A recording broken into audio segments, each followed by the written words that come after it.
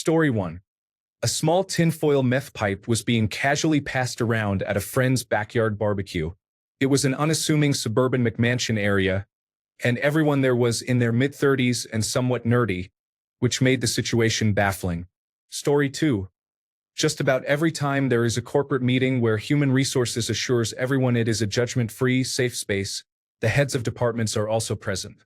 Everyone knows they are being overworked and under-recognized, but anyone who speaks up is putting a significant target on their back by embarrassing their superior in an open forum. The idea of a consequence-free acknowledgement of the superior demanding work over weekends or publicly reprimanding staff, which destroys morale, is something everyone understands but no one mentions in front of them. Story 3. I worked as a nurse in operating theaters. The anesthesiologist was having an affair with the scrub nurse, and the surgeon was the anesthesiologist's wife who knew about the affair. That was an extremely awkward case. To clarify, nothing unusual occurred. It was a routine case with no problems. However, the psychological tension was palpable. Story 4. Many years ago, when I was a younger teenager, my estranged uncle wanted to have Thanksgiving dinner at his house to try to reconnect with the family and prove he had overcome many of the substance abuse issues that caused the rift with the rest of the family. With several young children in the house, and in front of my grandparents, things seemed to be going well at first. However, there was a massive collection of videotapes that literally filled 2 entire racks of storage next to the television.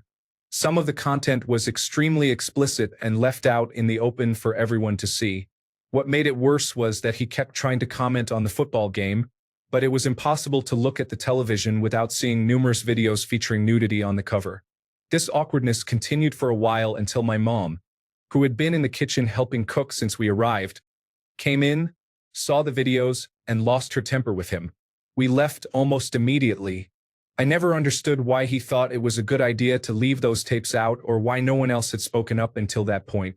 After that day, I never saw him again, and no one ever brought it up.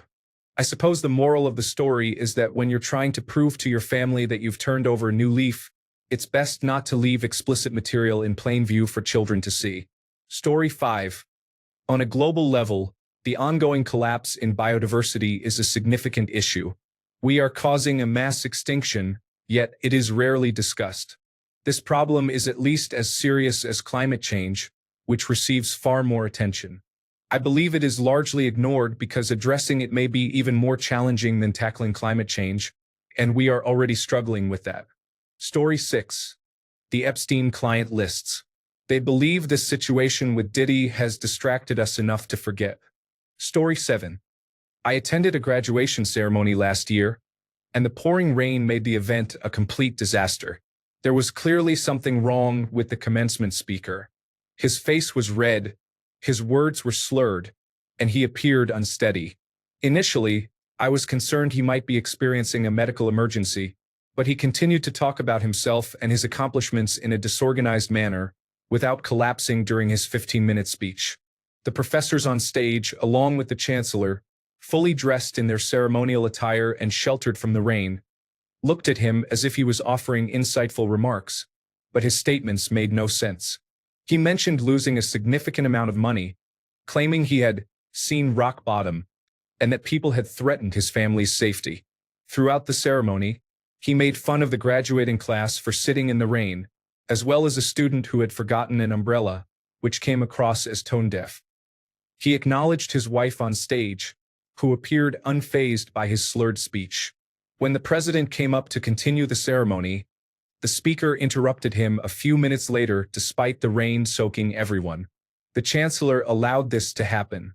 Some audience members began to boo, but then the speaker announced he was giving the graduates $1,000, which was a nice gesture, even if it was just wet cash in envelopes. The news reported on how a kind-hearted billionaire gave money and advice to the graduates, but failed to mention that he referred to the umbrellas in the audience as elevators. I guess money talks. There was also something quite ironic about the chancellor and speaker commending the graduates for their hard work while they were being relentlessly pelted by rain and wind. Story 8. I live in Canada where you rarely see guns, especially not in a city. While working in a drugstore, an older man entered with a large rifle strapped to his back, and everyone seemed to pretend not to notice it. It was very strange. I think it might have been an air rifle for biathlon or something similar, but many drugstore employees in Canada probably can't distinguish things from a distance. I know I can't and was never completely sure. I saw him walk past management on his way in, and they clearly noticed it but said nothing, so I didn't want to be the one to bring it up. Nobody mentioned it later either. Story 9. I saw my high school friends pass around a tin of mints with a white powder in it, using a rolled-up dollar bill as they all took turns going to the bathroom. I was so naive. I thought they were snorting crushed mints. Story 10. The fact that the United States government is attempting to reduce the Endangered Species Act because of colossal bioscience's so-called dire wolves has drawn significant criticism. Many are mocking the company for its approach or making comparisons to Jurassic Park, but few are addressing the more concerning implications of the project. Using the weak rationale that we can recreate species if they go extinct, they are seeking permission to inflict significant ecological damage without facing any repercussions. Story 11. During a work video call, one of the managers was running late and thought his camera was off. Turned out it was on, and he had just come out of the shower. He quickly realized and turned off the camera. The meeting continued as usual, and no one mentioned the incident. Story 12. I have struggled with substance abuse and sought rehabilitation. I attended treatment twice in 2021, then spent the majority of 18 months in a long-term facility from 2022 to 2023. Since leaving, I have maintained my sobriety and have been open about my experiences.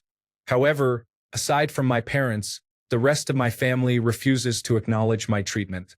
The subject and that place are considered taboo. It feels as though I disappeared for 3 years and then suddenly returned as if nothing ever happened. Rehabilitation carries a significant stigma, even though it has been the best decision I have ever made. Story 13. My former boss said that Hitler had the right idea about gay people in front of me and some others. I am gay, and I am pretty sure he knew, so I didn't feel comfortable saying anything, but I paused, waiting for the others to respond. No one said anything, so I just walked away. It was in the middle of a noticeable conversation. Story 14. Mine resembles several elephants that people are still trying to ignore. We have encountered multiple issues in our department, including injuries and illnesses during rehearsals, rampant sexual harassment and discrimination, and excessive verbal abuse. All of these problems have been overlooked. People have been yelled at and further abused for bringing anything up or for even posting jokes on social media. This is all happening because our department is receiving a brand new building, and there is fear that any minor issue will jeopardize it. At this point, I believe we do not deserve that new building given all the misconduct that has occurred or been covered up. We deserve to be shut down. Story 15. The Florida State University shooter from last month was a white man who shot and killed 2 Hispanic men who were workers and did not attend the university. He also shot 5 other individuals. However, details about the incident seem to have disappeared. I may not live in Tallahassee, but I know someone who called her mother from the student union or cafeteria, thinking it might be her last call. Story 16. My mom and brother got into a silly argument when we were kids while camping. It was just a childish disagreement, but it ended when she punched my brother in the face.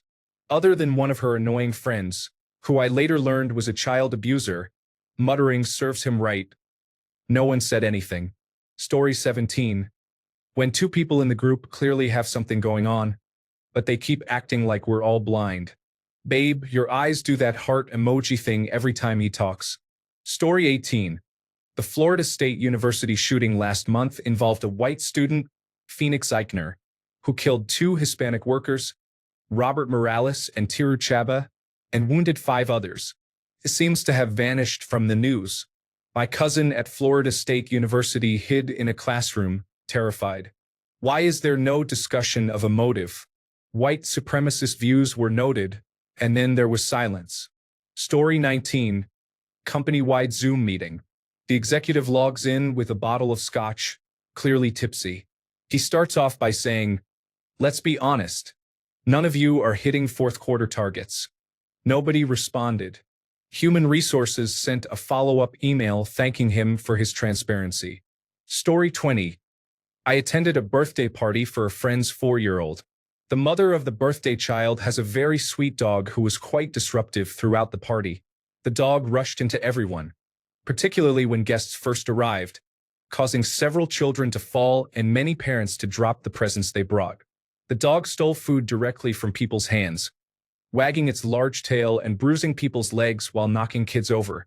During Happy Birthday, a dad was trying to calm his child down when the little one fell onto the dog's back, causing it to react by growling and snapping. I was apprehensive, thinking a child might get hurt, but the father of the birthday child simply pulled the dog aside and laughed. I wanted to say something, but the friend I came with advised me against it. People had talked to the mother about the behavior for years, but it never led to any resolution, so everyone just ignored the situation. Story 21. We can remove the current leader, but we still have about 70 million people in the United States who are unfortunately susceptible to manipulation. It will not be easy to address this issue. We need to focus on improving functional literacy rates and critical thinking skills. Unfortunately, many adults are resistant to accepting that they may not possess the same knowledge as a fifth grader. Story 22. At a global level, the Cambridge Analytica scandal signifies a profound shift in democratic governance. I believe we are experiencing a revolution comparable to the French Revolution of our generation. If the French Revolution marked the end of feudalism in favor of parliamentary democracies, the Cambridge Analytica scandal signals the decline of democracy. It demonstrated that altering the outcome of elections is entirely feasible, and this issue has only worsened, spreading to other countries. It is not just Cambridge Analytica. Today, there are numerous companies engaged in similar activities. They possess the knowledge, tools, and resources to manipulate public opinion as they see fit. We are entering a completely new social era. Story 23. Two classmates at the back were flirting with a girl, who ended up engaging in intimate behavior during class. Story 24. During an online town hall, leadership announced an individual, known for having multiple ethics complaints, as an ethics and compliance champion, the person to consult for ethics and compliance advice. There were others recognized, most of whom received applause. But when this individual was called, a coworker and I exchanged puzzled looks, silently questioning why. No one reacted. The silence was uncomfortable, and then the speaker moved on to the next individual. I am unsure if it was a power move or if leadership simply lacked awareness. Story 25. When I was in college, there was a tutor who was married with children. Everyone knew this, and it was obvious she was having an affair with another tutor. They barely hid it. Nobody called them out, not even the head of the department. Story 26. This is not nearly as bad as some of the others, but I have a friend to whom I have confessed on 2 separate occasions. They said they felt the same, yet nothing happened in person. We both just ignored it on both occasions. Story 27. The artificial intelligence police state the United States government is building with our tax dollars. Soon, everyone will be replaced by robots and artificial intelligence, which will be interesting, especially because they are using our own money against us. Story 28. I read undressed instead of unaddressed for a couple of seconds and thought that blue whale was a rude way for the original poster to refer to his mom. Story 29. When Trump bluntly stated that they rigged the election on live television, he did so twice. Story 30. It is strange that nobody is mentioning the geopolitical and social upheavals currently happening before our very eyes. The illegal mass deportation of non-white but completely legitimate U.S. citizens, the gradual erosion of the American legal system, and the dismantling of U.S. government agencies, all of which are clearly seen as obstacles to those making these sweeping changes, are all significant issues. There is a purposeful collapse of the U.S. economy, benefiting only those with the resources and connections to buy everything up when prices hit rock bottom. It is alarming that ultra-wealthy billionaires are the ones behind this and have successfully deceived the public while changing things for their own benefit. Additionally, there is Russian interference in U.S. elections and government, and there is the invasion of another country by Russia. This country had made a deal to relinquish its nuclear weapons in exchange for protection from the United States and other nations, which have now officially turned their backs on it. Despite all of this, nobody seems to be taking substantial action regarding these issues. While there is a certain amount of outrage and complaints online, where are the mass protests, the arrests, and the actual enforcement of laws against the individuals causing harm to millions and bringing us closer to tyrannical control, economic collapse, and potential war? Story 31. Brexit in the United Kingdom is the primary driver of economic issues currently, and those in power are notably ignoring it. Story 32. My friends and I stopped at a family restaurant during a road trip. We were tired and just wanted to eat something. After we received our food, halfway through the meal, we saw a child walk into the middle of the dining hall and have an accident. Nobody said anything. Story 33. Probably when my dad decided to tell me I was adopted while teaching me the traditional method of preparing fish. Story 34. School and mass shootings in the United States. I believe the majority of the American population has become accustomed to them. Story 35. Drop bears kill thousands every year, and yet many Australians not only ignore them but also deny that they exist. Story 36. Donald Trump has admitted on camera that he doesn't ask God for forgiveness because he believes he is a good person who doesn't do anything wrong. He does not have a favorite Bible quote. Instead, he says, "It's the whole thing, all of it." Many consider him to closely resemble the Bible's description of the Antichrist, yet some Christians ignore this because he aligns with their beliefs. Story 37. The inevitability of your own death and the near certainty that it truly is the end. For most of recorded human history, there has been the idea that death is not the end. From the early days of people burying their dead with favorite arrowheads and painting their corpses so that the spirits of their ancestors will recognize them in the afterlife, to the belief that deceased loved ones will sit at the feet of Jesus or enjoy rewards in paradise, there is a persistent belief that the dead are not truly dead, but instead are enjoying a pleasant, or in some cases horrible, afterlife. This belief is not completely unaddressed in modern society, but most people subscribe to it with remarkably little evidence to support it. Many individuals shape their lives around this idea, and rather than making this brief life better for their fellow humans, they prioritize having a favorable afterlife above earthly desires. Currently, in a certain country near the home of 3 major religions, many people are dying based on the premise that a higher power gave them this land, and they will kill anyone to be rewarded in the next life for defending it. Story 38. I went on a holiday with my friends when I was younger. There were 8 of us all together, and one of them had slept with another's girlfriend a few months beforehand. Everyone knew about it, and this was the first time the 2 of them had seen each other since it all came out. Story 39. Ex's friend's boyfriend was practically moaning from the Skittles he was eating while hanging out with a large group of people. He was the only one making noise in the room at that time. Story 40. Legalized fraud and corruption exist in many forms. Fraud and corruption are only illegal if the individuals responsible get caught. Otherwise, they often go unnoticed. This issue occurs every day at all levels of government, from local school boards to higher authorities. Have you ever considered where a significant portion of our unaccounted taxes goes? Did we genuinely need to approve a new school bond? Do we truly require a high-speed train that will likely never be completed? Story 41. The number of actual alcoholics is much greater. The issue is that you are only labeled an alcoholic if it negatively impacts your surroundings. If it doesn't, you are simply considered outgoing and fun-loving, just enjoying your evening beer. Story 42.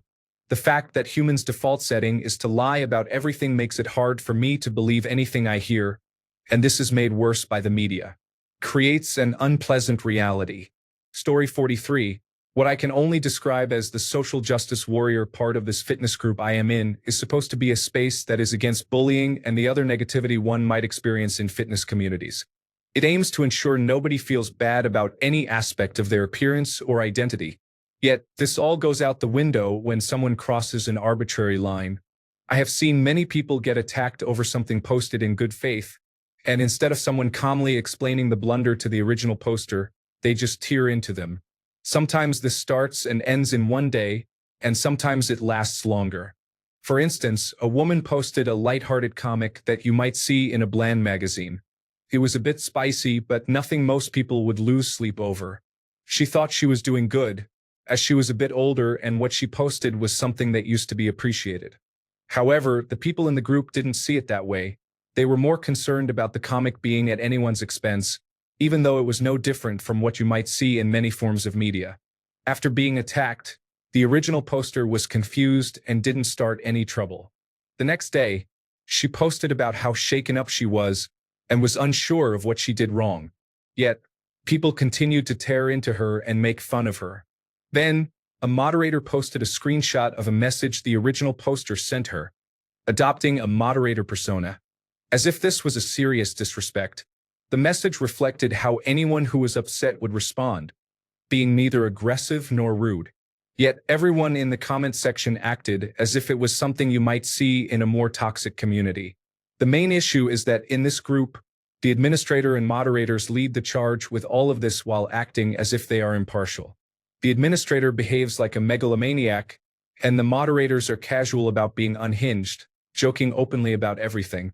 There is also a sizable portion of the group that supports this behavior. Many give positive reactions to the moderator's negative actions. It feels as if people don't join this group to escape the negativity and find a safe space.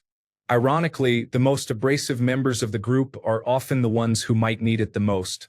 They seem to have an addiction to venting their frustrations and treat it like a sport.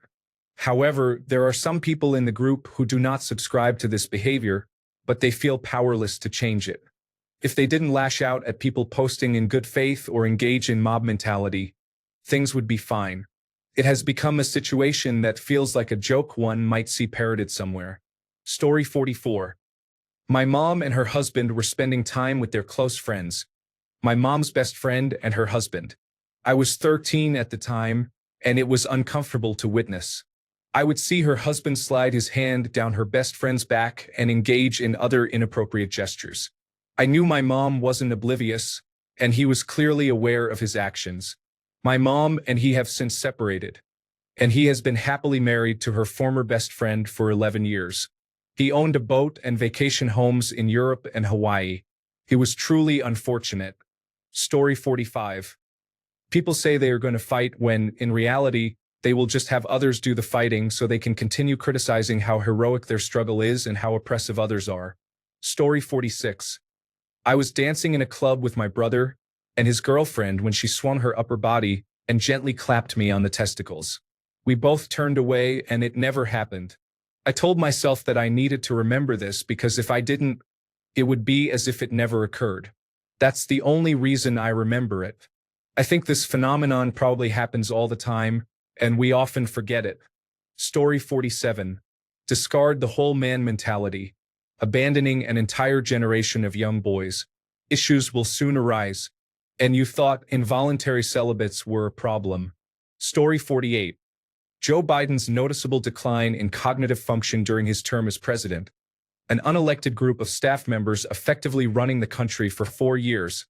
And the dismissive, accusatory responses directed at anyone who pointed it out. Thanks a bunch for sticking around till the end of the video. Remember to subscribe, and until next time, stay awesome and goodbye.